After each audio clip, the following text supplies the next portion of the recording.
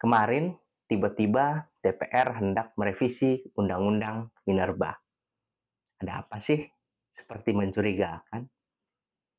Padahal baru ramai kemarin tuh kasus korupsi yang berkaitan dengan tambang, yang terkait dengan Harvey Mois yang sampai merugikan ratusan triliun rupiah.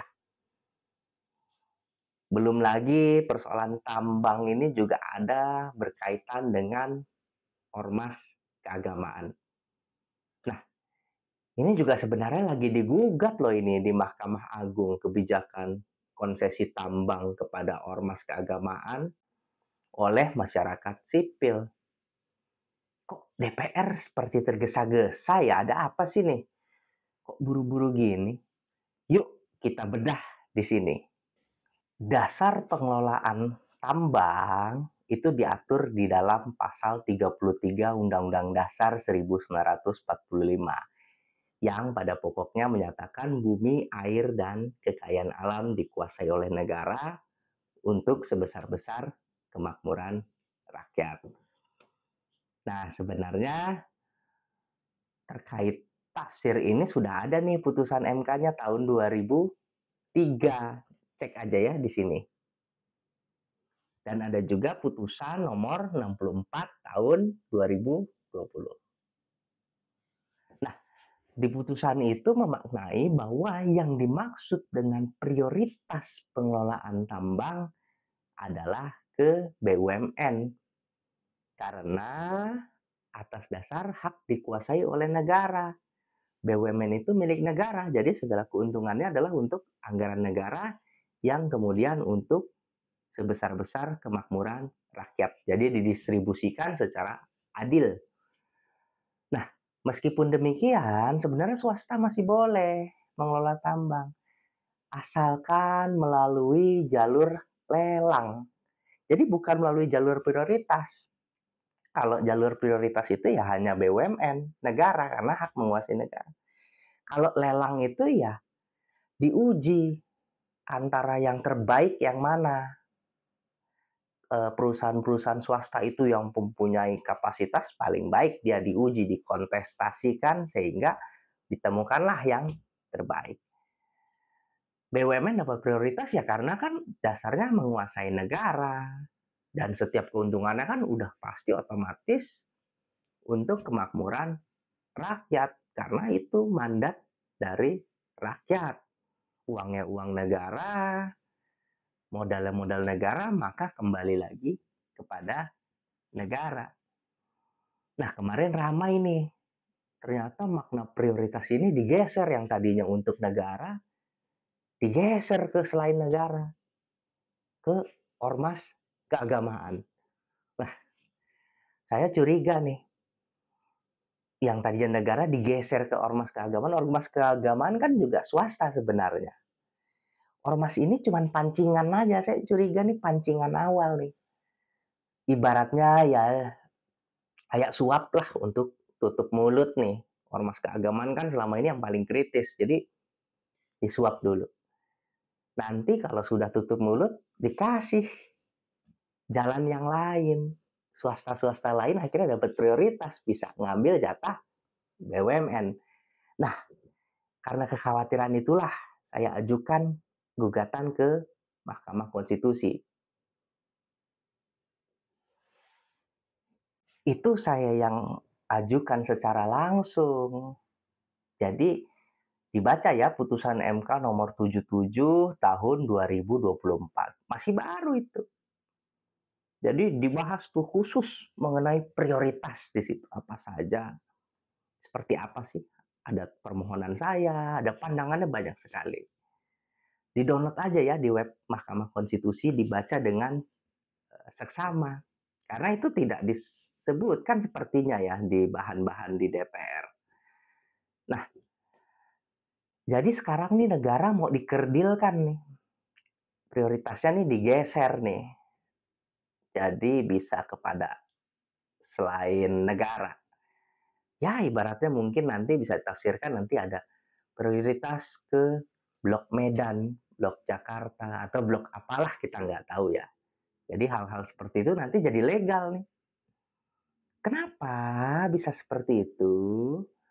Saya lihat nih di draft yang beredar di masyarakat, draft RUU Minerbanya yang dibahas di DPR. Ada celah seperti itu. Jadi kekhawatiran saya, menjadi semakin nyata nih ormas agama kayaknya pancingan awal aja. Karena di situ ada prioritas nih, ada 3 ternyata maksudnya. Yang pertama, ormas keagamaan. Ini pasalnya. Lalu ada perguruan tinggi. Ini pasalnya. Lalu ada badan usaha swasta dalam rangka hilirisasi. Ini pasalnya. Nah, bener kan? Jadi ngelebar kan kemana-mana. Awalnya ormas keagamaan. Itu maksudnya apa itu swasta untuk hilirisasi? Ini agak bingung ya, agak ngeri juga ya. Dan di undang-undang yang baru, pemberian prioritas ini nggak perlu lelang nih. Jadi jalur khusus. Ini ada di pasalnya nih, di draftnya. Ini apa maksudnya nih? Pemberian prioritas bagi-bagi jatah kayaknya. Kalau ormas agama udah ngambil pertama, dia diem lah. Kalau nanti bagi-bagi jatah ke yang lain. Kan gitu logikanya. Setelah kasih ormas agama, yang lain lancar. Karena udah dibungkam.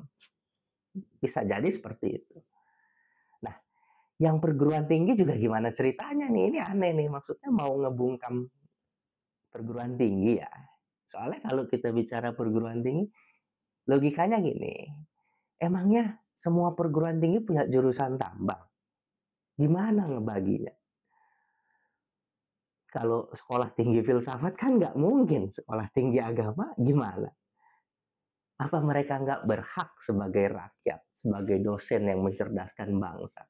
Kan aneh, nggak mungkin juga. Memang ada beberapa ribu perguruan tinggi bisa dibagi secara rata, kan nggak mungkin. Nah ini kan aneh sekali. Karena kengerian itulah makanya saya minta udahlah, buat apa sih di ke BUMN aja? Kan pasal 33 udah jelas itu tuh ke BUMN, menguasai negara itu ya dikelola BUMN. Keuntungannya apa kalau di BUMN? Nih, BUMN tuh diawasinya lebih ketat. Minimal bisa kebongkar lah tuh. Yang 300 triliun kan kebongkar. Nah kalau di swasta gimana ceritanya? Susah tuh, ngebongkarnya makin susah. Apalagi kalau ormas agama ya takutlah masyarakat. Nah makanya kalau mau fair diusut dulu dong nih ada berita nih PPATK menemukan eh, transaksi mencurigakan terbanyaknya ke tokoh agama nih dulu nih ada ini kok nggak diusut sih kok nggak ditindaklanjuti kalau mau fair usut dulu itu. Nah terus ketua KPK juga pernah nih agak mencurigakan pernyataannya kok ormas lebih gampang ke istana maksudnya apa ya ini ya kan kita jadi bertanya-tanya. Nah tambang ini serius loh. Profesor Mahfud MD pernah bilang katanya hasil penelitian KPK kalau korupsi tambang ini diberantas, itu setiap orang dapat 20 juta. Makanya serius banget ini. Saya juga baca nih bukunya Pak Prabowo Subianto nih, berjudul Paradoks Indonesia dan Solusinya. Di situ juga ada tuh pernyataan yang berasal dari Litbang KPK bahwa kekayaan kita ini bocor sampai 2.800 triliun setiap tahunnya. Kan ngeri loh. Yang kemarin 300 triliun kan berarti hanya kue kecilnya aja yang keungkap. Ngeri loh. Ini berarti kan ada yang bocor di swasta jangan-jangan. Kemarin tuh yang di BUMN jadinya kebongkar kan ratusan triliun. Nah, karena udah ada keberhasilan membongkar di situ, ya harusnya dikembalikan dong kekayaan alam itu ke BUMN. bukan justru diobral pakai prioritas ke swasta atau apalah. Nah, ini kan jadi makin bocor. Nah, kalau kita baca bukunya Paradoks Indonesia nih, yang ditulis Pak Prabowo, kan itu disebutkan bahwa idenya, gagasan utamanya BUMN harus menjadi ujung tombak. Konsisten dong. Terus juga dibilang, pemerintah harus menjadi pelopor, bukan wasit. Sekarang kayak macan ompong jadinya kalau kayak gini kan. Dibocorin aja terus. Nah, karena yang pertama nih kan ormas agama nih, yang membuka kerannya nih, ya pintu pertamanya ya, harus tanggung jawab tuh. Ormas keagamaan nih, akhirnya kerannya jadi bocor. Takutnya nanti bocornya banyak nih. Padahal ya kalau kita bicara agama ya, ada hadis Nabi loh padahal. Nih, pause aja dibaca ya lengkapnya. Jadi ada kisah nih, seseorang bernama Abiad bin Hamal meminta konsesi tambang kepada Nabi, tambang garam atau al-milha. Diberikan oleh Nabi.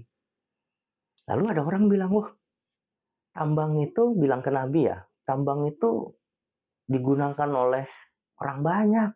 Ibaratnya seperti hajat hidup orang banyak lah. Dimisalkan seperti al-ma'a al-aid atau air yang mengalir terus-menerus. Mengetahui itu, Nabi hendak membatalkannya. Abiyad bin Hamal pun bersedia. Asalkan itu menjadi sedekah darinya. Dan itu menjadi sedekah, disedekahkan. Itu teladan loh, sudah diberikan, dikembalikan. Jadi, nggak boleh lah kekayaan alam yang merupakan hajat hidup orang banyak jadi ajang untuk memakan harta orang lain. Kan di Al-Quran sudah ada.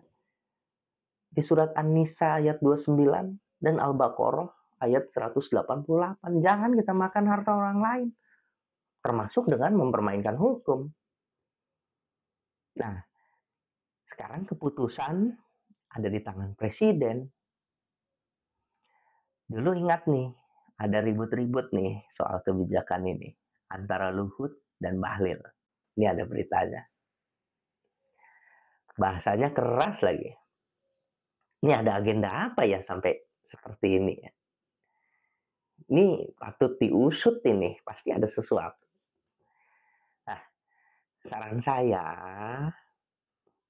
Pak Presiden, konsisten aja. Dengan buku yang Bapak tulis, konsisten. Kalau enggak, takutnya jadi kacau. Jadi paradoks. Secara agama tenang saja. Coba baca buku Al-Ahkam Al-Sultaniyah karya Al-Mawardi. Dan mengenai prioritas ada Fikih Al-Aulawiyah dari Yusuf Qardawi. Coba minta nasihat dari ulama yang netral.